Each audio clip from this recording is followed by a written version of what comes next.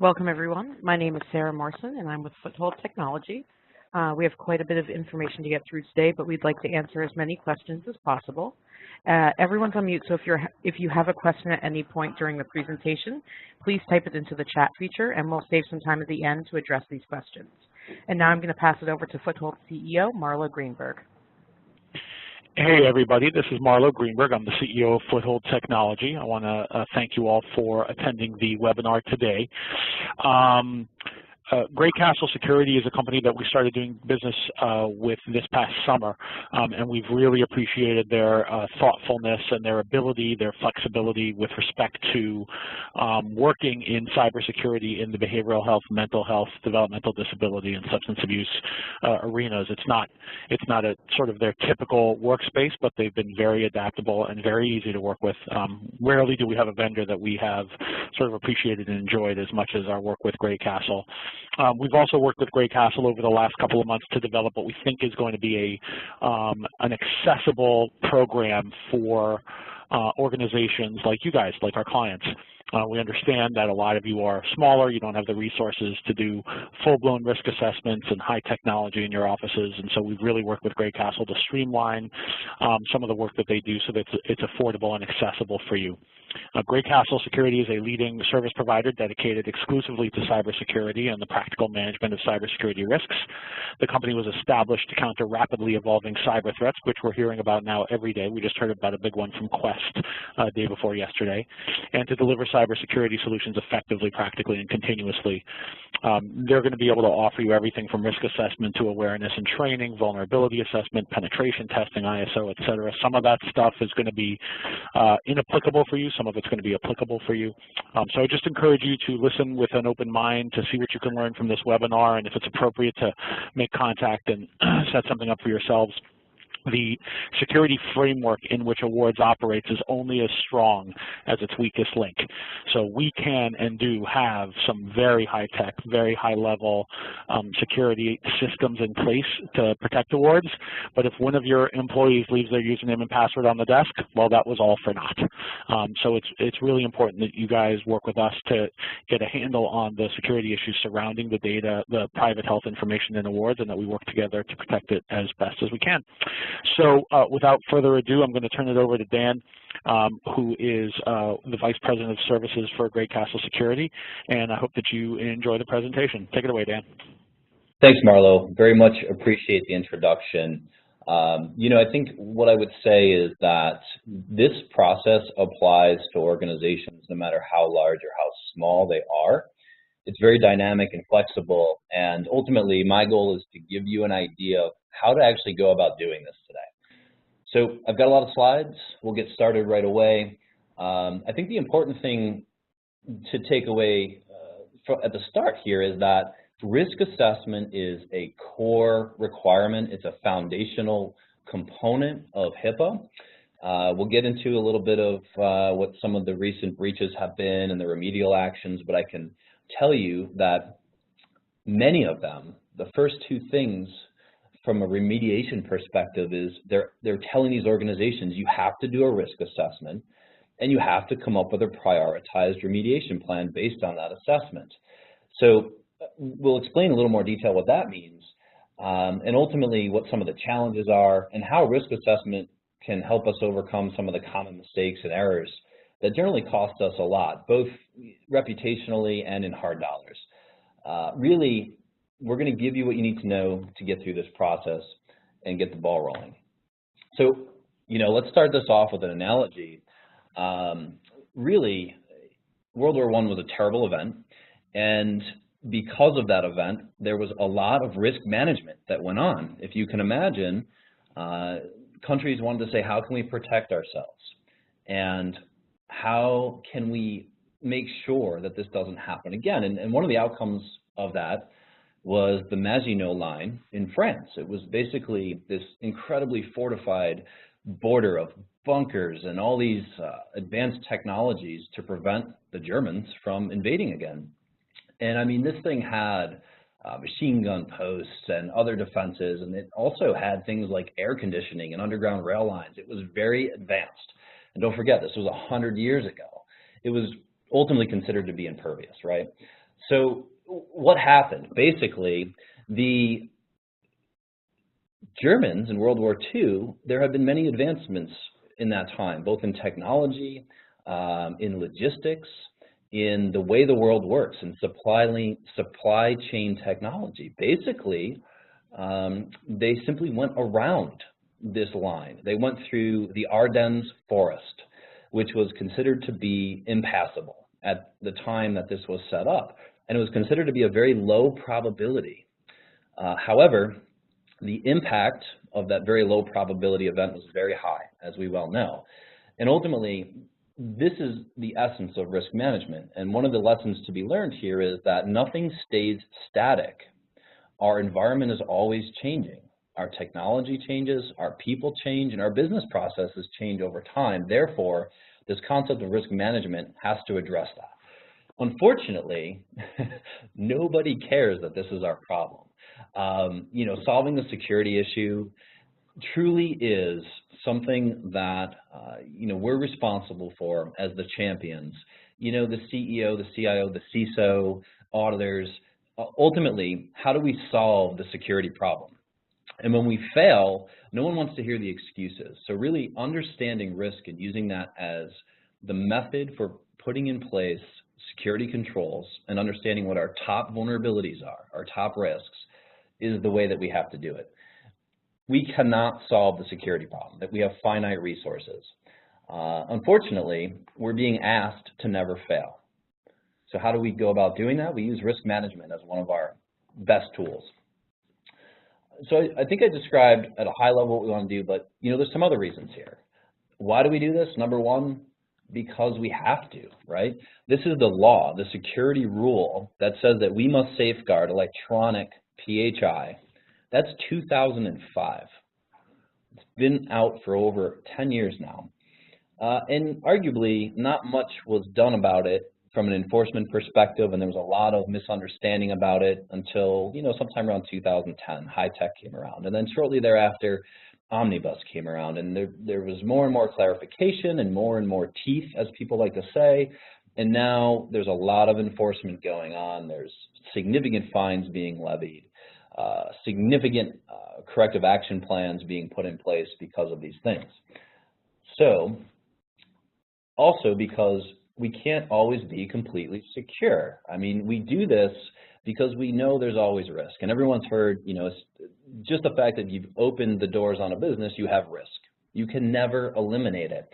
And some people, you know, even if you're willing to go to very extreme measures, there's no such thing as 100% security, because especially if you're using technology, you just can't achieve total security. It's not practical at all. And ultimately, the trade-off that we have between security, being 100% secure, and getting business done, the trade-off is convenience, right?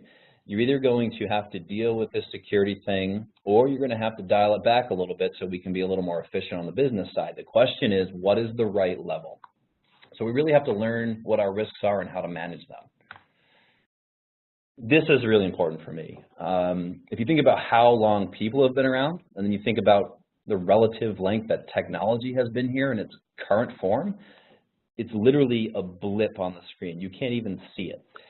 We do not get technology, you know, myself included. This is something that people have a significant difficulty in interpreting. If you think about how many people get seriously hurt or killed because they're texting while driving, you know, it just boggles the mind. And why is that? You know, there's some common flaws that we all have. You know, it can't happen to me. I'm better. I'm smarter. You know, there's no way that that's going to be me type of mentality. But there's other issues too. We're just not good at understanding risk in relation to technology. There's a couple good examples that we like to use to make it real, and there's statistics to support all these things. Ultimately, I'll ask you a question. Would you rather stand next to a couple of vending machines or go swim in a pool with some sharks? And which do you think is safer? Statistics show that you're going to get hurt more often and more seriously by those vending machines than you are by sharks. Yet as a person, as a human being, I am never, ever, ever going to want to get in that pool with those sharks. I just can't do it. Technology, managing technology risks and risks associated with the handling of data, it's the same problem. We are just not good at it. So of course, there's compliance and there's security, and compliance is the elephant in the room. But at the same time, we want to be secure, and of course, we know compliance does not always equal security. Unfortunately, checking boxes and doing these things for compliance doesn't always improve my security posture. The good news is that if you do risk management right, you do both. You are compliant because you're doing the risk management process, and you're secure because you're using risk to prioritize your security controls, right? So let's talk about HIPAA and risk management. Ultimately, risk analysis is required. This is the foundational component of any HIPAA compliance program. And what I'm going to tell you is, in any of these scenarios where there's a breach or an exposure, the auditors come in and the first thing they want is a copy of your risk assessment. They want to see how well you've done this process and that you've prioritized your vulnerabilities. The second thing they want to see is the remediation plan that you built based on that risk assessment, who the owners are, what the timelines are, and that you've taken it seriously. So ultimately, these two things are incredibly important to us, not only from a compliance perspective, but from a security perspective as well. By doing this appropriately, it allows us to put appropriate and reasonable controls in place, things like screening processes, how we do our backups, what data we back up, when and where to use encryption. It tells us what type of authentication we should use. Do I just need a username and password, or do I need something a little more advanced, like a security question or a token? And how do I know how I protect this information when I move it around, when I send it over the net, talking about encryption? And what happens if we fail? So I've alluded to this already. I did a little research before this, and you're going to see a screenshot here, which is right off the HHS website. It shows all their latest breaches and resolution agreements. Basically, what I can tell you is 3 out of 4 of these required, as the top remedial items, doing a risk analysis and doing risk management. Those 2 things I've already talked about. It's that important. And these are not small fines. We're talking hundreds of thousands of dollars or even millions of dollars, and even in cases where it's seemingly a minor issue or a smaller vendor, which really scared me quite a bit. So how do we do this and do this right? Basically, risk management is the total process of identifying, controlling, and mitigating information system related risks. Now, I want to be really clear here, information system related. Our information systems would not exist if we didn't have a business that had data that we needed to use, we needed to store it, we needed to share it, modify it, and who uses that data? People. So really, when we use the term information system related, we're talking about people, process, and technology. Now, there's basically a 3-step process here. It's pretty simple. I do some sort of evaluation and assessment. What are my gaps as HIPAA defines those, against those controls that HIPAA defines? What are they? And then of the gaps that I have, how risky are those gaps? Because some of them might be quite minor and some of them might be quite major. And unfortunately, you just don't know until you go through this process what those priorities are. Based on that prioritization, I can then put together a prioritized remediation plan, which is exactly what HIPAA wants us to do. It's actually a very well-written standard, and they know that no one's ever going to be 100% compliant. They know that our environments are going to change all the time, and they know that the only way that we're really going to reduce our exposure and protect that data is to have a continual process that prioritizes our vulnerabilities. That's risk management. Now, there's a couple other things to know here. This focuses on confidentiality, integrity, and availability. The really common one is confidentiality, right? Hackers, breaches, all these things. And that is absolutely important. But HIPAA is equally interested in making sure that the integrity of our data is maintained. How awful would it be if I needed to use a medical health record or information from that to give someone care, and that data was wrong for whatever reason? That's integrity. And then availability. This is obvious. If the data is simply not available, That is equally as bad if it's not represented correctly and if it's been compromised or the confidentiality has been lost. So we use this term qualitative or quantitative, and that's really how you would go about coming up or measuring the risk and coming up with a priority. Really what's important to know here is one is based on hard dollars and cents, and one is based on, it's a little more objective. I would say that almost all of our assessments are qualitative because we simply don't have data on the value of all of our assets and the medical records and all the things we would need to put hard numbers to it. So really, the fundamental concept here is that we want to balance risk with effort and cost, right?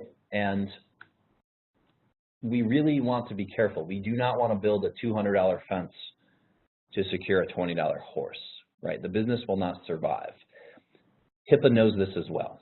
And the HIPAA regulation is written in a way that allows us to make those decisions in the best interest of our organization to balance security and the cost of doing that with our business.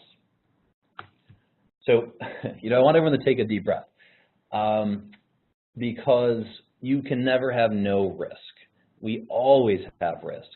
And that's really the key concept here is we need to manage that risk.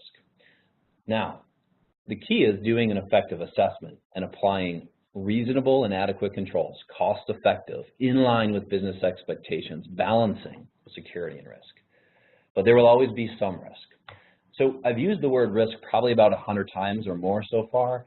I think it's really important for us to take a quick look at what exactly is risk, how do we define this, and quite simply, if you don't already know, it's the potential of exposure, loss, or corruption of something of value. And risk management is something we do to control that. It's somewhat of an intentional interaction with uncertainty. Like, we're not exactly sure what could happen, but by the way, we see examples of how PHI is exposed all the time. So we can use those industry examples, we can talk to our business partners, and by the way, this applies to all aspects of our business, people, process, and technology. So really, that's what risk and risk management is all about. At the end of this process, it's simple math. There's two things we care about, and I'll talk about this in a little bit. The probability of a vulnerability being exploited and the impact that it has. Those are two very separate things. While they're related, we're very, very clear that we need to separate those in this process. And just because something is very probable or very improbable, it does not change the impact. And hopefully that makes sense. We'll talk about that in a moment. And really, lastly, and this is a major problem. This is a people issue. We don't like change. We like doing things we're familiar with. And how many times have we heard, let's just take care of the low-hanging fruit? In the risk management arena, this is the worst thing you can say because just taking care of low-hanging fruit might actually do nothing to improve your risk profile, to reduce your risk. Ultimately, it means you could be wasting your time and wasting your money. So what we'd rather say is, you know what? Let's clearly identify what our top risks are and apply our limited resources to those. All right, so let's dig in here. I'll go into a little more detail about the steps associated with this, but know that this is the first process in risk management, is doing the assessment. This is how I get the data that I act upon. It establishes the foundation, and it's used to determine the potential threats. This is the first time I think I've used the word threats, and the associated risks. The output is to determine the controls. What do I do to solve this problem, to address this risk, to lower the risk? Step one is we characterize our system. Now, for us, there's a lot of things we think about. What are our boundaries? Is it the whole organization, or is it a subset of the organization? Some organizations have a lot of things going on. It's not all EPHI and HIPAA. Are we assessing everything, or are we just assessing the systems that handle the PHI? It applies to any sort of hardware, software, any sort of interfaces that you have with other organizations, cloud services, business partners, your people, training, how they handle information, how we tell them to do things, the processes you have that they use. and our mission, our system and data criticality. This is a very, very, very important point. I want to be very clear that we would not be here if we didn't have data. One of the most important things we can do is build an inventory of where all our EPHI is, who we share it with, who has access to it, and what systems it's stored on. That allows us to think about these controls in a meaningful way. When we talk about training or access authorization or encryption, how do I know how to do these things if I don't even know where the data is or who has access to it? So that's step one. Step two is think about the threats that we might have in regard to those things. And this can really come by in a number of ways. You know, a threat might be the common thing, you know, a hacker, there's a breach. But there's other kinds of threats as well. We could simply mishandle information. Somebody in our team accidentally emailed the spreadsheet to the wrong person outside our company. Gosh darn it, Outlook auto-filled again. And unfortunately, I had a new contact, and I thought when I hit A, it went to that person internally. Unfortunately, it went to a different email address, and I clicked send. Is that a breach? Most likely, and that's very unfortunate. Now, once we think about the different types of threats that we have, whether they're internal or external, whether we have issues with our procedures, we need to classify them. Are these natural, are they environmental, or are they human? And these are really the keys here. This allows us to start to put things in context for us. You know, if you think about natural, blizzards are the big thing for us. If you think about environmental, maybe your computers are in a closet that doesn't have any air conditioning, doesn't have backup power. Those are environmental type issues. And then we think about the human threat, which I've described one of those already. Of course, there's many, many, many of those. Step three, we talk about what are the vulnerabilities. Now, these are things that they're weakness. A vulnerability is a weakness. A threat is something that takes advantage of a vulnerability. So these things work in pairs. So it's very important for us to think about what are our vulnerabilities. And there's a lot of ways we do this. Certainly, there's some of these classic things you hear about for assessing weaknesses in technology, like vulnerability scans and penetration tests, which, by the way, HIPAA does not require you to do one or the other or both of those. They simply require you to assess weaknesses in your technology. That's a very important point. Now, a vulnerability scan might be a very, very, very good way to do that, but there might be other ways to do it as well. Maybe it's a penetration test, maybe not. Maybe we do some sort of audits or checklists to say, do we have best practices applied to our technology? Maybe we look at lists of vulnerabilities and advisories for the different types of technologies that we have. And of course, there's tons and tons of standards out there that we can work with to say, do we comply with these best practice standards for things like configuring a firewall or encrypting laptops? Of course, there's vulnerabilities in our people. We test our people as well. And there's vulnerabilities in our business process, which is really where we use other standards like HIPAA. HIPAA has a list of rules for securing our business. We actually use that as one of those standards for checking ourselves. Then we can generate that list of the vulnerability and threat pairs, and we can start to think about what do they mean to us. So to that point, I like to use the example, let's make this real. If you had a hole in your roof, in your house, that's a vulnerability. It's no different than having a computer that's not patched. That computer's got a hole. The question is, what can happen because I have that hole? Well, does it rain a lot where I live? Does it snow? Does it get really cold? Does it get really hot? Or does it not do any of those things? Am I, on the West Coast somewhere? That then becomes a pair. You say, well, yes, I live in the Northeast. It gets really cold. It rains here. It snows. It even gets really hot. What else can happen, though? I mean, a bat could come through that hole, or a bird. How big is the hole? Can a raccoon come through it? So that's a threat vulnerability pair. I have the hole, and then I have something that can take advantage of it, a threat. So ultimately, there's some examples here. Everything from a terminated employee to negligent employees. Maybe they're not trained. Maybe they don't care. To unauthorized users, the hacker, or third parties even, that maybe they have access to things that we didn't know they had access to. That's an unauthorized user.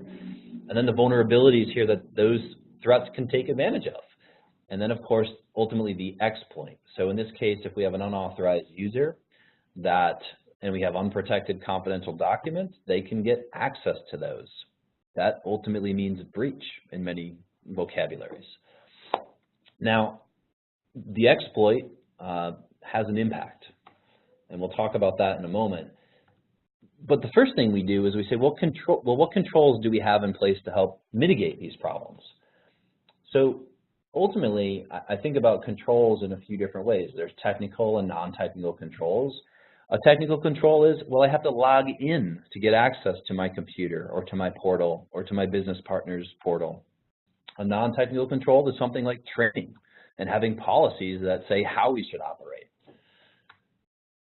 Ultimately, I need to identify preventative controls for these threats and these vulnerabilities, right? And I also need to have some sort of detective control. So these two things work together. If you think about it, we're supposed to have some sort of report that tells us about logon attempts or failed logins. That would be something that we would call detective control. And, you know, maybe the preventative controls is, well, we do have logins, we have usernames and passwords, and those usernames and passwords are handed out very carefully and they're authorized in a certain way. And the detective controls helps us to know if that control is effective or not. Then we have some corrective controls, right? Ultimately, when we find out something's wrong, how do we solve the problem? Now, I want to be very clear. It sounds probably somewhat simple so far. There's a threat, there's a vulnerability. Those two things might work together to have some sort of impact on me. I have some controls to prevent that from happening. But sometimes our controls don't quite work the way we intended them to. And this is really important that we design effective controls, right? Or those are just simply subverted. What about putting a control in place that just doesn't work? Therefore, it is totally disregarded. You know, are we only thinking about security? And then when we actually try to implement that, it's a total fail because no one can do their job and thereby eliminating its effectiveness altogether? Or do we just go crazy? We go overboard to the point where it's just absolutely insane and it makes no sense. The business will cease to operate if we were to do these sorts of things. Effective and adequate control implementation is the goal of a HIPAA risk assessment. Now, there's a couple more steps here. We talked about the hole in the roof. We talked about things like rain, snow, bats, raccoons, whatever it might be. Now we need to talk about how often or how likely or how probable is this thing to happen. So how often does it rain? How often does it snow? How often is it cold? You know, this depends on where I am, you know, and it depends on my unique circumstances. You can apply this to every single thing you have because nothing in your business is the same as the next business. As similar as you may be, you might serve the same markets. You might even use some of the same software. Your people are different. Your locations are different. Your operating procedures are different. Your laptops are different, right? Your patching processes are different. The people applying these controls are different. You have different, you know, you have a certain amount of attrition. Some people have a lot more. Some organizations have a lot less. We're very unique even though we're in the same industries or even competing for the same exact business. So we need to talk about our specifics. And ultimately, once I know what those are, I want to know how likely is this to happen. So we talk about a couple things, you know, well, the effectiveness of my control might actually reduce the likelihood of something being an issue. And that's a good thing. That's why we have the controls. A simple username and password very much reduces the ability of someone to get unauthorized access to my system, right? We also need to think about what the sources of these threats are. And if it's a human threat source, what's the motivation and capability? I mean, there's automated scripts out there that just look for common weaknesses. You know, they're not very motivated. They might be somewhat effective, though. And then we have people that are targeting specifically medical records. Why? Because they are worth a lot of money on the black market compared to other types of data like credit card records. So we need to understand those things to come up with what the likelihood might be. And then everything else out there, right? You know, can this thing be exploited accidentally? Have we had this happen in the past? If this has happened once a month for the past 24 months, what's the likelihood it'll happen next month? Very. If we've never had it happen before in our business, you know, we haven't changed a lot of things in our business and there's nothing new that we're aware of, maybe it's not very likely to occur, or we have never heard of this thing happening in the industry at all. So here's a little breakdown here. There's really 3 levels that we think about. There's a low, medium, or high likelihood. And these are some definitions that really help us put that in context. Now, these are the things that allow us to ultimately determine risk. I'm going to take a breath. Yes, we're going to get back to risk finally. By doing that likelihood analysis, we then directly step into, well, remember what I told you earlier, likelihood and impact. Those are the 2 things that let me calculate risk. Once I determine how likely or how probable something is to happen, no matter how probable or improbable, I then put that aside and say, well, what's the impact if it does occur? Whether we know this is going to occur next month or we think it may occur once in the next 5 years, I now want to talk about the impact. So what we really need to do is think about this in terms of confidentiality. What happens to us if we lose our PHI, the full database, all of our records? Well, what does that look like from a HIPAA breach perspective? What is the reputational risk to us? What happens to our business partners? Do we lose contracts? What if we lose integrity? There's some sort of unauthorized or unintentional changes to our systems or our data. Maybe it's fraud. Maybe there's corruption. How does that impact us? And what about if our information systems or the data is simply not available? How does that impact us? How long can we do that? Do we have a good backup plan? And of course, this is the type of thing that drives your backup process and how much time and energy you invest into that. So this impact analysis, understanding what happens to the organization if one of these things happens, we put all those things together and we ultimately end up with risk. So we also think about this in a low, medium, and high context. The impact is low, the impact is somewhat moderate, the impact is high. And here's an easy way for us to classify those levels. Now, if I didn't mention this before, this presentation is available to everyone for free after the call, so don't worry about taking notes or writing this down. Finally, we're at risk. Basically, for every threat vulnerability pair, we're going to determine risk based on the likelihood and the impact. So this is a very simple calculation. We simply multiply those 2 together. And we also obviously want to know how does that vary based on the controls that we already have. Maybe we do a really amazing job of training our people, and we know that nobody's going to mishandle data because they know the right questions to ask. They've been trained on all the latest and greatest phishing and ransomware and scams out there that try to trick you into doing something you shouldn't, and we've never had a problem in all of our testing that we do. You know, maybe we're very, very confident there because those controls are tried and true. We measure them, how effective they are, and we're much more concerned about these other areas in our business that maybe we haven't thought about before because maybe our risk assessment wasn't done in a comprehensive way, or maybe we just haven't done that in the past. Now, ultimately, I end up with risk ratings for all of these things that HIPAA requires us to do. Everything from training my people to having my data backed up to having encryption to doing background screens on my employees and my third parties, by the way. Risk levels are either high, which means there is really a strong need for corrective measures. This is telling the business that this is a problem. High means it's likely that it's going to occur and the impact will probably be somewhat significant. Medium is that, you know, we really need to develop some sort of plan to correct these issues within what we call a reasonable amount of time, but we don't need to fix this right away. And these are great because we're always improving our processes. We're implementing new technology, you know, we're acquiring cloud services, or maybe we have a new business partner.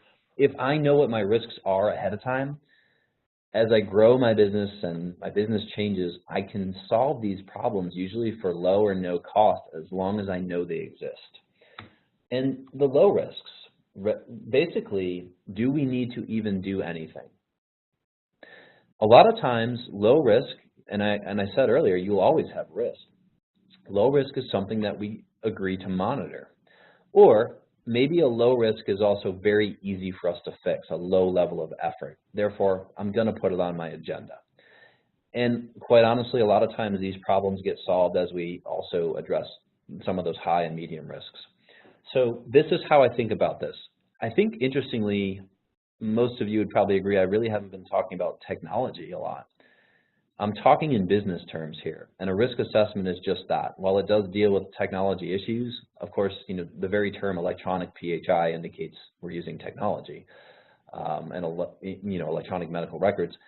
There are people in business process wrapped around those and supporting those and in demand of that technology that ultimately are where a lot of our risk comes from.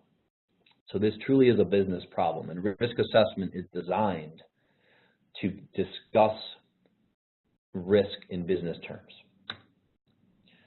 All right, at this point, we've gotten through the risk assessment. We've identified threats. We've talked about the vulnerabilities they can take advantage of. We've talked about the controls that we have in place and how it helps us with those sorts of things. Based on that, we determined how likely or unlikely something is to occur, and then we put that aside and said, well, if it does happen, what's the impact? At this point, we've put together a prioritized list, and we can now start to talk about the controls that we need, the remediations. And basically, we're doing this based on cost benefit. That's the whole idea. It has to be reasonable. It has to be feasible. Now, one thing I'll say, if you go back to my elephant in the room, compliance versus security, sometimes there are just things that we have to do. We have to have a HIPAA compliance program. We have to do a risk assessment. We have to have an incident response plan. We have to train our people. We have to have encryption, backups, right? However, as you're all very well aware, I can spend $1 or $1 million on all those topics. The risk assessment helps us decide how much to spend and how we ultimately comply with those legal and regulatory issues. It'll absolutely dictate some of our organizational policies on how we operate, what our goals and objectives are as an organization from a security perspective. There'll be some operational changes, right? There'll be safety and reliability issues. These are all the things we're interested in from a control perspective.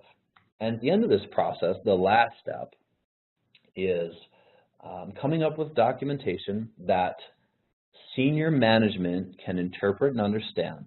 This is not a technical, jargon-filled report. This is, in business terms, my top risks. This is something that any board member or any senior manager can read, interpret, and understand. It allows them to understand the recommendations being made for controls and interpret that from a business perspective. Ultimately, we're talking about policies, we're talking about procedures, we're talking about personnel, training, right? And we're talking about physical security, things in our facilities that are either acceptable or unacceptable. The results are something that we can all agree upon and understand. And I'll tell you right now, we know if this is being done effectively in an organization if we have an audience with the board or the senior managers. And I ask a simple question. I'll say, what are your top 10 cybersecurity risks? Or what are your top 3? You know, and a lot of times there's no consensus. That tells me that we're not doing risk assessment and risk management properly. If that's you, it's time to resolve that issue. So let's recap. And you know, I've been through this a couple times. It's really about characterizing our system. What are we assessing? What aren't we assessing? Are there things in our environment that we're not including in this? If so, why? Let's talk about the vulnerabilities, the hole in the roof. Let's talk about the threats, the rain, the snow, the animals. Let's talk about what controls we have. Do I have a tarp on the roof? over the hole? Or, is that hole maybe over my bathroom and the rain goes right into the bathtub? Not so bad. Or is it going on my computer? What's the probability of this happening? Does it rain a lot? Do we have a lot of bats? Have I had bats in the past? And what's the impact? If the rain comes in, does it just go down the drain or does it fry my computer? That lets me calculate risk. And by the way, if I had a list of 100 things and they all had different probabilities and impacts, the beautiful thing about this is at the end of this process, the highest value risks will come to the top. And I identify reasonable controls based on that process. It really is an excellent process to follow. And then, by the way, I can document the findings. So when HHS comes in, and says, have you done this? We say, yep, here it is. And then, of course, they'll ask us for the risk management plan. We'll say, not a problem. We did that at the same time we did this risk assessment. This is really important. By the way, this works in lots of other areas for our business too, not just HIPAA, of course. And this is a foundational requirement, again, not just for HIPAA, but for many security and compliance requirements, because nobody is ever 100% secure. It's just not possible. So let me paint a little picture for you. I like to use analogies. There's one other thing that's really important to me. You can't do this in a vacuum, right? You have to basically think about these things in context of one another. You have to have some sort of relational consideration. Like, how do I know if something's more risky than something else? Sometimes, we're people. When we go through this process, the first few threat vulnerability pairs we look at, people tend to rate them a lot higher than the ones at the end. Why? Because I've just kind of started the process. I'm getting my feet wet. Everything sounds really, really, really bad to me. When I say you have a hole in your roof, immediately we all say, well, we have to fix that right now. That sounds terrible. But what would you say, if your house looked like this? Yes, you have a hole in your roof, but most of your windows are broken. You have no heat, no electricity. Your foundation is crumbling, and there's a family of raccoons living on each floor. Well, at that point, the hole in the roof doesn't seem like as critical of a risk as these other things. And this is something I want to be very clear about. That's why we recommend doing this process as a whole. I don't do a little piece here and a little piece there. And you need somebody, a common thread driving the process. If we ask each department to do their own little thing and then give us their feedback, and I just put that into a spreadsheet and sort it based on what they interpreted, I'm going to end up with kind of a mess. So there needs to be some continuity. And that's one of the things that is incredibly important to this process. So let's recap here real quick.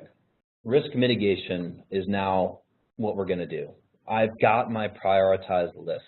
And if I was to go back to kind of risk assessment 101, well, risk mitigation 101, quite simply, is prioritizing, evaluating, and implementing appropriate risk-reducing controls recommended from the risk assessment process. Ultimately, I've already kind of gone over these concepts in depth. It's simply risk versus reward. And these are simple things for people to understand. It's easy for me to think about a top 10 risks. So we can easily become overwhelmed with things like HIPAA. There's dozens and dozens of controls we have to put in place. There's so many things we could do. We've got the low-hanging fruit issue. We've got the shark versus vending machine problem. I don't make good decisions. People are texting while they're driving. And if I ask people, well, what should we fix first? I'll probably get 100 different answers from 100 different people. We use the risk assessment to avoid that. And ultimately, we make smart decisions based on that process. So number one is that prioritized action list. At this point, everyone at the organization that has a stake in its success, that owns the risk, the board, the senior managers, agree upon this list of findings and what we have to do within the terms of our capability, our people, our funding, right? We want that balance. There's going to be some recommended control options. We need to evaluate those. So now we're going to make some smart decisions about how feasible and effective are those for us. Is there something that's going to change in the near future that would adjust our approach? If so, I need to document it. That needs to be part of my plan. And then I think about the costs and the benefits. Based on those things, I put those controls in place. That's exactly what HIPAA wants us to do. And by the way, that's not only how we become compliant, but that's how we become secure. So step 5, yes, there's more. Someone has to own it. So each one of those action items, I should have a name. And some of them are easier to figure out than others. Some of them are one department, and there's someone that's clearly responsible. Some are multi-department. I still need to have an owner, because what happens? We say, yeah, that's a big problem. We should fix that. We. Well, who is we? Someone has to drive it. And ultimately, there has to be some sort of accountability. This is supposed to go to the highest level. So the board ultimately, or senior managers, will track our progress. And then we put an implementation plan together, right? We document it, we share it, we talk about the schedules, the timing, what we need to do our job. Because the other problem is someone says, yeah, IT will take care of that. Well, I got news for you. A lot of these issues we find as a result of this risk assessment is not an IT problem. It's HR, it's finance, it's legal, and IT, of course. And then we implement those controls. Basically, we fix the problem, and then we come back, and guess what? We do it again. So we're almost done here. Risk assessment and risk management is a continuous process. We should do this, HIPAA says, we should do this periodically. Very interesting. You do not, by the letter of the law, have to do this every year. They say you should do it at a reasonable interval. Now, what I would say is, they also say that you should consider doing this whenever changes in your hardware, software, technology occur, your senior management, key personnel, your mission, your competitors or market factors, your facilities or locations, environmental factors, your finances, and your risk appetite. Now, it would be really hard for anyone to say, well, we don't have some subset or all of those things happen from year to year. And some organizations have this stuff happen much more often. So we recommend doing this on an annual basis at a minimum, or if you have a really significant change, like you're adopting maybe a new EMR, that is a significant issue. So we want to know how our risk profile has changed. And ultimately, when we're done with this process, we check the box, right? We're doing the process as intended, and we're compliant, and we're also secure. So some final thoughts. Honestly, this stuff excites me because I know if it's done right, it truly provides clarity.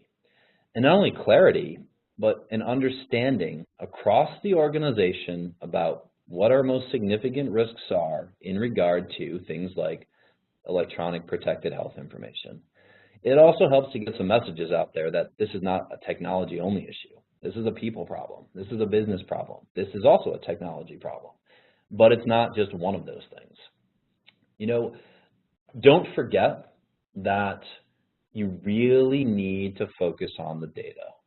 And HIPAA requires us to do this. We have to have an inventory of our PHI. If I don't know where it is, I can't do an effective risk assessment because I don't know who's accessing it. I don't know how the systems that store it and process it and transmit it are secured. I don't know how I'm sharing it or not. I don't know how I'm deleting it or not, right? There's all these things about security and ePHI. It's data. Where is it? Who has access to it? And where does it go? Also, everything that supports your business and the movement of that data, the security of that data, the use of that data, its integrity, its confidentiality, its availability. What are those other assets that could ultimately pose a significant risk to our business's mission and our HIPAA compliance efforts? At this point, I'm done. I hope you have found that informational and useful. We're always here to answer questions. We welcome those sorts of things. So I'd like to take a moment to open this back up and basically see if there are any questions we could answer, and let the folks at Foothold field those. Thank you. Great. Thanks so much, Dan. just a reminder, if you have a question, you can type it into the chat feature to Foothold Technology, and we'll make sure that we bring it up. So I see some of the questions here. If you don't mind, I'll go ahead and just read these off. So what are the 3 questions that you should ask senior management? Well, I've already alluded to my favorite. What are our top 10 risks and what are we doing to solve those problems? You know, if you get the deer in the headlight look or no one is on the same page, that's really very, very, very important. The next thing would be do we know where all of our EPHI is and how we're securing it? Again, the data. We are all here because we have data. We need to be managing that data, securing it. We should be deleting it when we're supposed to delete it. Everything from retention policies, which by the way is a legal function, not an IT function, to how I train my users to handle that data, to what that data means to me. How much do I have? If I have 1 record versus 1 million versus, you know, somewhere in the middle, that has a significant impact on my risk. If I'm keeping data forever versus how long I need to, I'm exposing myself to potentially much more significant risk than I need to be. And then the third question from a HIPAA perspective I would ask is, who is the HIPAA privacy officer and who is the HIPAA security officer and what are their responsibilities? We see so often where, yeah, you know, John from IT is the HIPAA security officer. Well, what does that mean? No one really knows. That is a significant problem. And actually, that's another thing you'll find in the corrective action plans quite often, as issued by HHS, is that you need to clearly define these roles and support them. So those are the 3 things I would ask, because they'll lead to just this barrage of additional conversation that is probably very valuable. These slides, so quick question here, will the slides be available to the agencies? Absolutely. In fact, GreyCastle will post the slides to all of our presentations on our website. So you'll be able to go there and get those shortly after this presentation. Great, and I'll just add that we will be sending them around to everyone that was on the webinar. Excellent, thanks. So it looks like that's all for questions. I would welcome, if anyone has any follow-up questions, again, we're available and happy to answer those questions for you, so please feel free. I'd like to thank everyone for their time. You know, obviously we're 3 minutes early, which is always a good thing. So I'll turn it back over to Foothold at this point, but thank you again, and hopefully we'll talk to you soon. Great, thank you so much, and thanks everyone for joining.